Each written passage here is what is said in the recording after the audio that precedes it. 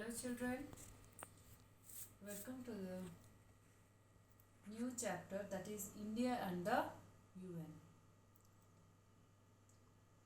As in earlier chapters I discussed that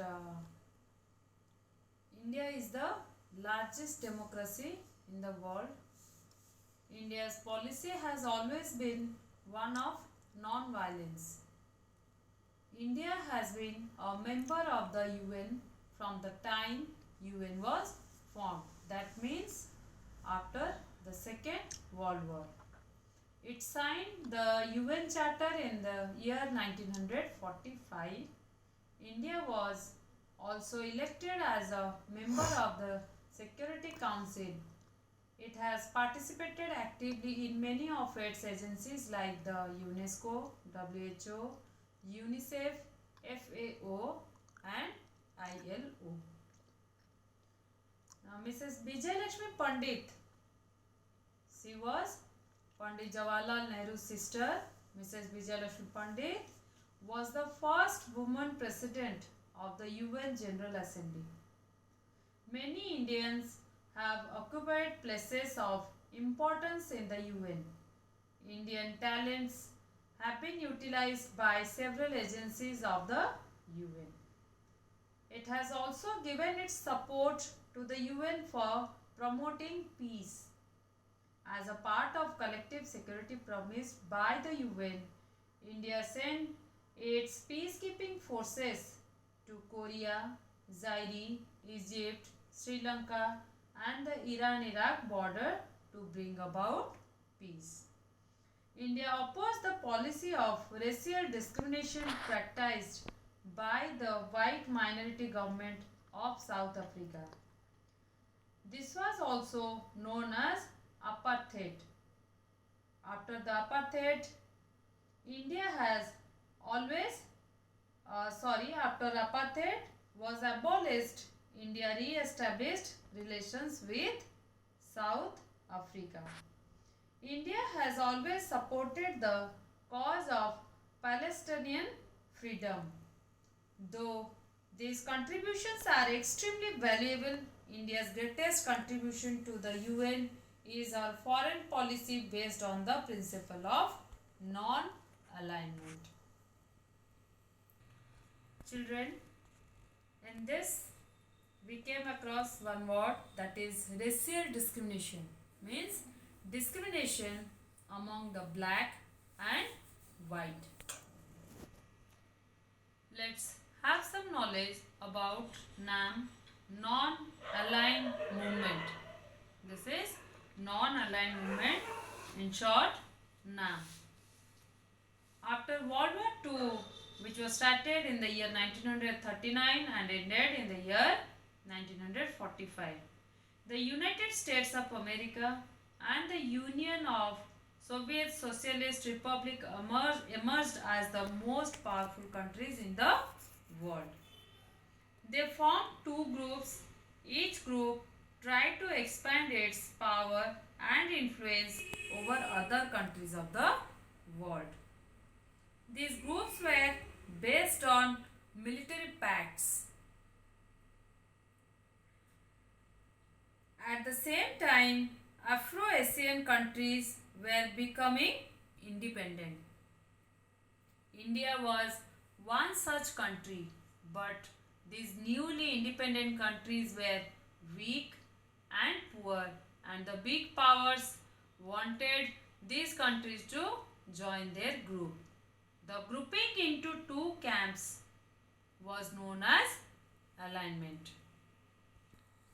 So, a Cold War started between the two big powers, means your United States of America and the Union of Soviet Socialist Republic, and which was called the superpowers.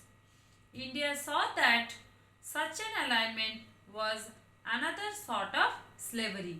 Pandit Jawaharlal Nehru, the first Prime Minister of Free India, felt that this alignment was against the interests of the developing countries. So, he decided to remain non-aligned. Pandit Jawaharlal Nehru talked to some other leaders of the world about the idea of non-alignment. The leaders of three countries were Marshal Tito, the president of Yugoslavia, Jawaharlal Nehru, the Prime Minister of India, G.A. Nasir, the President of Egypt. They were convinced the non-aligned movement. They were the founders of the NAM. They jointly led 5 principles, which was known as Panchashil. The 5 principles, according to which the countries of the world should cooperate with one another. These 5 principles are peaceful coexistence, equality and mutual benefit, non-aggression towards each other, non-interference in each other's affairs, respect for each other's freedom and territorial integrity. Children, look at this. This is the symbol of NAM. Now,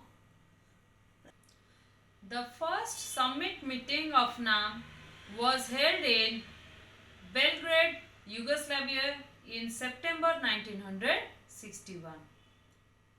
At first only 25 countries attended, but now it has 120 members.